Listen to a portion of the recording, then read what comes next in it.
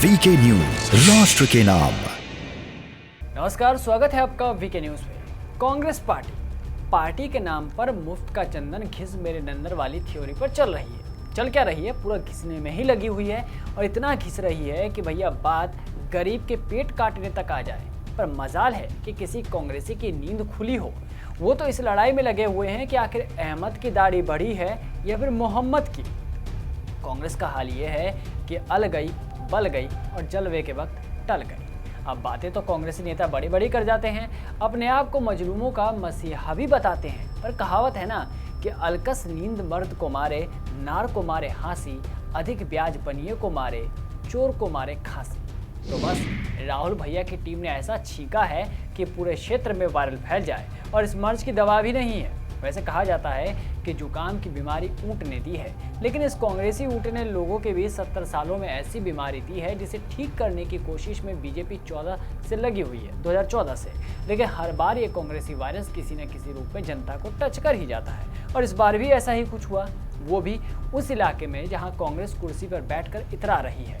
कांग्रेसी नेताओं ने एक गरीब के साथ अलालू, बलालू और थाली सरकालू वाली बात कर दी। सोचिए कि कांग्रेस के पूर्व अध्यक्ष राहुल गांधी की मौजूदगी में दिए गए भोज को 2.5 साल बीत चुके हैं। इसके बाद भी अभी तक भुगतान नहीं किया गया, और अब कैटरिंग संचालक ने आत्महत्या करने की धमकी दी। कैटरिंग संचालक मिलन खंडेलवाल ने कहा है कि उनकी ओर से उठाए जाने वाले कदम के लिए कांग्रेस नेता जिम्मेदार होंगे।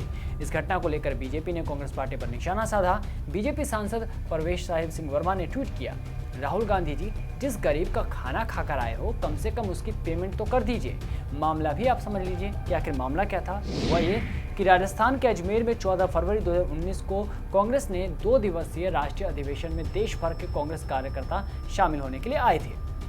अधिवेशन में कांग्रेस के युवराज राहुल गांधी के अलावा मुख्यमंत्री अशोक गहलोत, सेवादल के राष्ट्रीय अध्यक्ष लालजी देसाई सहित कई बड़े नेता भी मौजूद थे।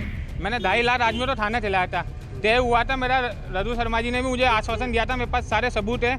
71 लाख में तय हुआ था, 35 लाख रुपये दिए, 36 लाख रुपये बाकी है। मुझे 2 साल से परेशान किया जा रहा है। मैं ब्याज बर्बाद में बर्बाद हो चुका हूँ।